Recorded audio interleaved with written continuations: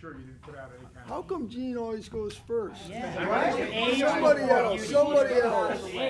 Yeah.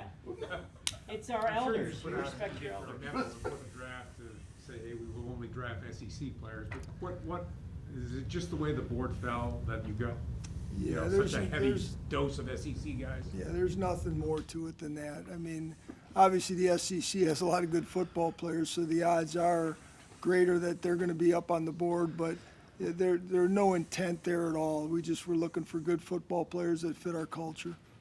Can you two just give us an overview of what you're excited about from what you've accomplished over the last few days? Lead the way, Trent. Oh, okay. You know, it's always an exciting time of year, right? You get a chance to get new guys into the system. You know, I think 9 or 10, whatever that number is that we ended up with, you know, you're excited. You're excited for them. You know, when you talk to them on the phone and hear their excitement and the family's excitement in the backgrounds, you know they're coming here. They're going to give you everything they got, and that's all we can ask. And then we figure it out from there. You know, for me, you know, a football team is made up of many parts, right? And I think this is a great example of the guys we got. There's different positions here. There's different, you know, body types, skill sets, all of that, and they're all guys that can come in and compete. And so that's what I'm excited about, you know. And there's really good, you know, starting from the top all the way down. You know, there's talent here, and you know, guys that we had focused on, and obviously, as Trent has said, you know, and the way things fell, it worked out really good.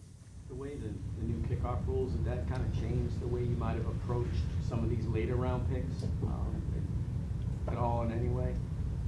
Yeah, I think Coach and I talked about it quite a bit. You know, from the owners' meetings through this part of the process.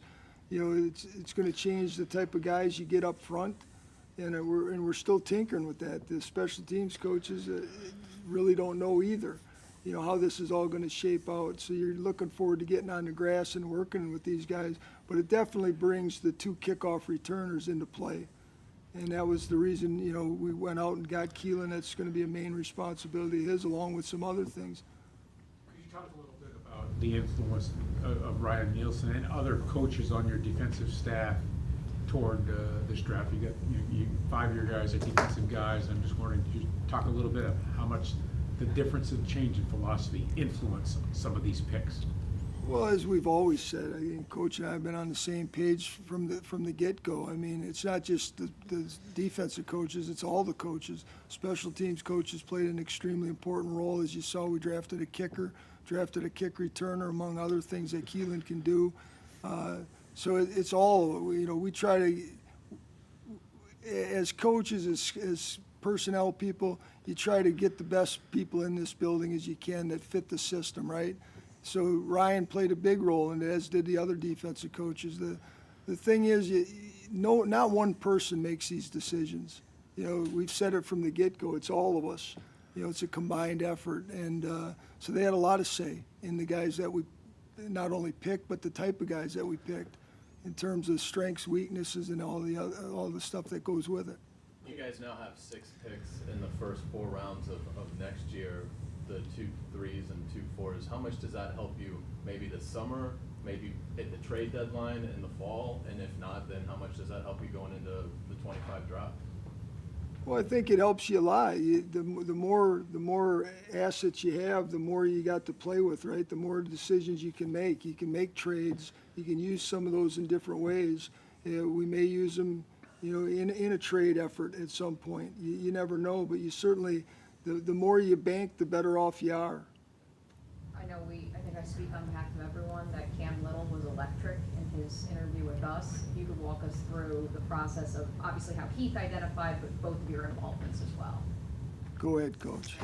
Well, you know, again, you know, as Trent alluded to, you know, the coaching staff is involved, and so, you know, Heath and Luke, our 2 Heath being the coordinator, Luke the assistant. I mean, spent a lot of time looking at all the specialists, right, in this draft, and you know, we identified, you know, several kickers, and he was obviously the one that we thought would, if he was there, you know, we had an opportunity to take him, we'd take him, and and the other two kickers obviously went ahead of him, you know, that were also listed in there, and it just so happened that that's the way it fell. But it's, you know, it's a process with every position that we look at, and you know, the workouts, the private workouts, all that kind of stuff that we do with other positions, we do it with kickers, and we want to see these guys live and kick live, and you know, it's a great opportunity for him. You know, you know, he's 83%, I think, over his career, almost 84%. He's got a big leg over 50, you know, in his career. So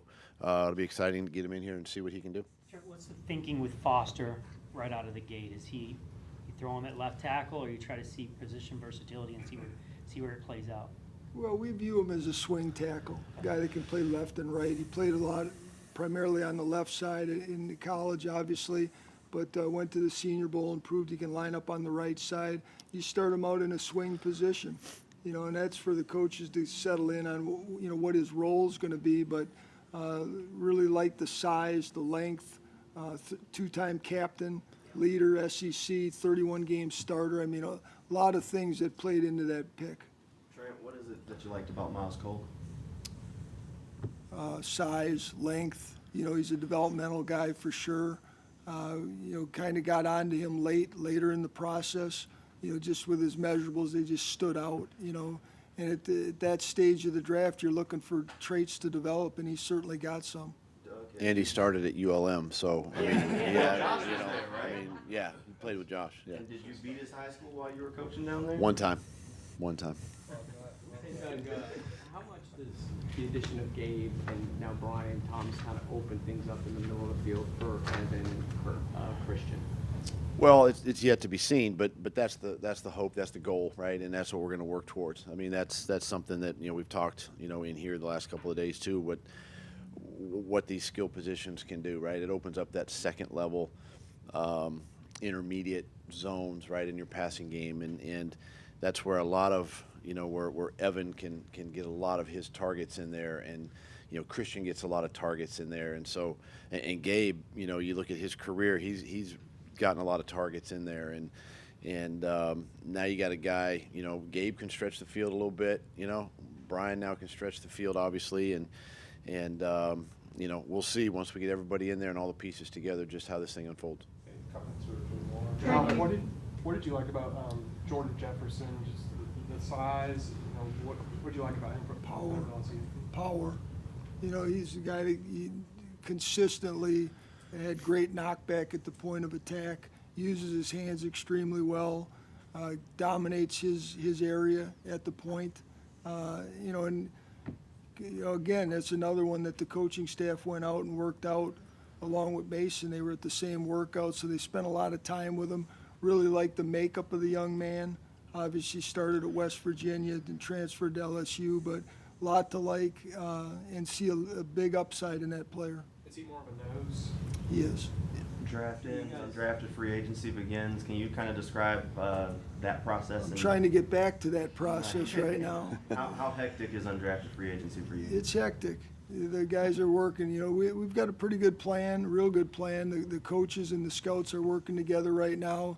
You're making 1 million calls. You know, you got 32 teams reaching out to these young men, and they're trying to make a decision. So, you know, we'll get back there and find out exactly where we're at. I assume you're picking up the 50-year options on Trevor and Travis. Before I do that, I'm going to look to have a beer, and then I will make, no, joking. Automatic for Yeah. those two guys. Yeah. Okay. Not trying to hold you up, but what stood out about Prince? You know, there's a 6-foot corner that runs sub 4, I think it's clocked in at 4.36, I believe. You know, he's 184 pounds. Guy can run, he can cover, he's got instincts. You know, there was a lot to like. We had him higher on the board than obviously where he fell to us. Really like a lot of things about him. Feel he can come in here and compete. There's a lot of special teams value there with him too, right? Yeah, I think with him and Jarian. You know, Jarian's another guy. I think they both can assist on special teams and certainly on the punt and, you know, the cover teams, and looking forward to getting them out there. Okay, gentlemen, thank you, and thanks everyone. Appreciate it. Thank you all.